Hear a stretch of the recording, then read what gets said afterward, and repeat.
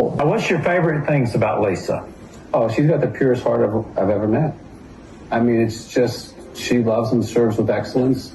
Everything she does with excellence.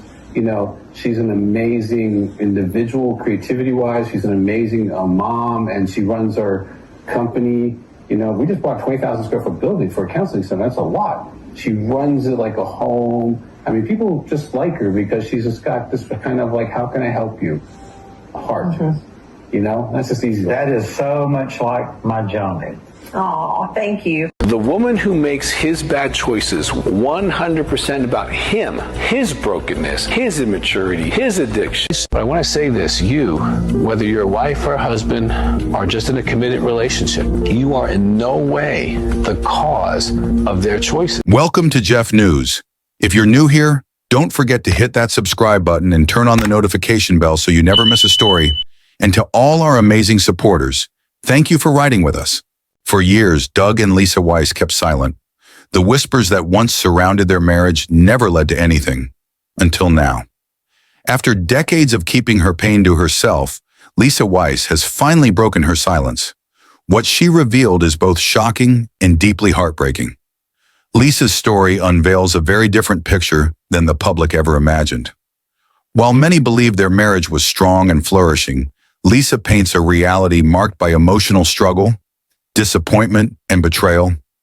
She opens up about feeling invisible, unheard, and hurt for years, an especially difficult truth considering she stood beside her husband while he offered marriage advice to others.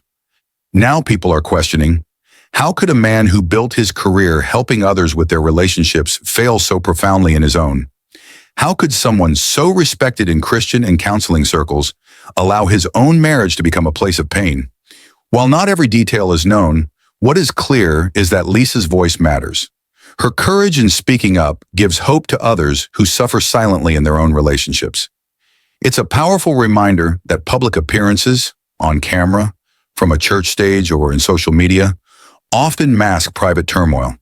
Just because someone gives great advice doesn't mean they live by it. This isn't gossip. It's a call for accountability, honesty, and reflection.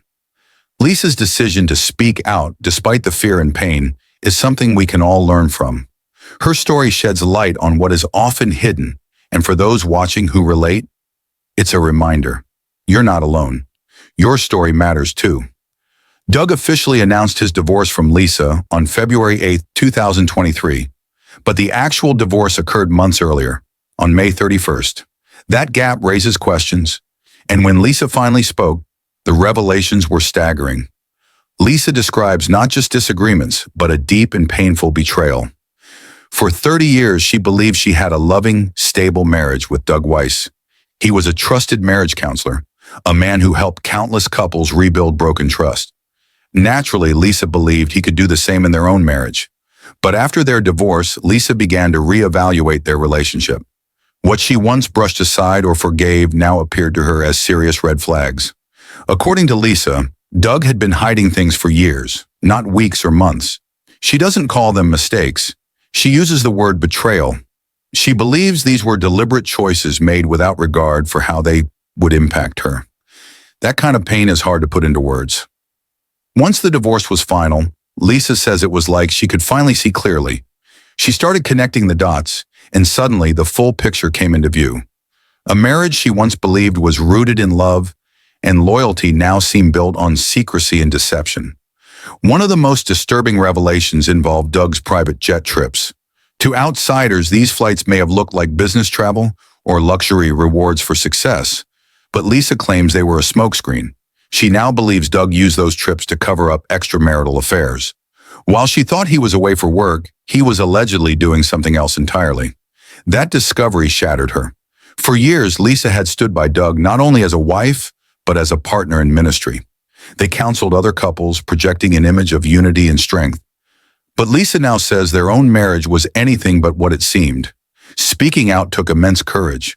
Lisa could have kept all of this to herself, locked away in silence. But she chose to share her truth, and people listened. Some have expressed admiration for her honesty, others shocked that a man who built his name on trust and integrity may have lived a double life.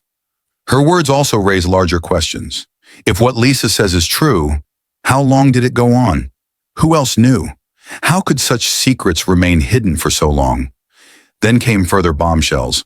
It was reported that the ministry jet used by Daystar Television, where Doug is now married to Joni Lamb, was frequently flying between Fort Worth, Colorado Springs, and Destin, Florida. These flights, reportedly aligning with the timeline of Doug's relationship with Joni, cost an estimated $769,220. Lisa also claims she was completely unaware of much of the financial activity taking place. She had trusted Doug's vague answers about those flights, thinking they were for clients, counseling, or ministry events. But there was never a clear itinerary, never any names. Now she believes that trust was tragically misplaced. Lisa later learned that Doug had allegedly begun forming a close relationship with Joni Lamb while he was still married. These weren't casual conversations. They were secretive, emotional, and included private jet trips. To find out that her husband was building a new relationship while still legally bound to her was devastating. But the betrayal wasn't just emotional, it was also financial. Lisa, along with others, has raised serious concerns about whether ministry donations were being used to fund Doug's personal life. That's a significant ethical concern, especially for someone in spiritual leadership. People expect integrity, transparency, and honesty, especially with the money they give in good faith. Lisa's testimony has sparked conversations across the country, online, in churches, and among believers. People are asking hard questions. How much did others know? Where is the accountability? What else might be uncovered? Joni Lamb, a prominent figure in Christian media, co-founded Daystar with her late husband, Marcus Lamb.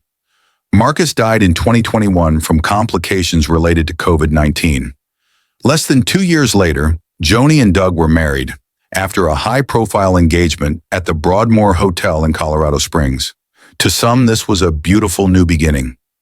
After heartbreak, Joni found love again with a man who understood faith and the pressures of ministry. But others raised eyebrows. Doug's divorce had just finalized. The timeline to many seemed too close for comfort. Doug and Joni insisted their relationship was godly and transparent.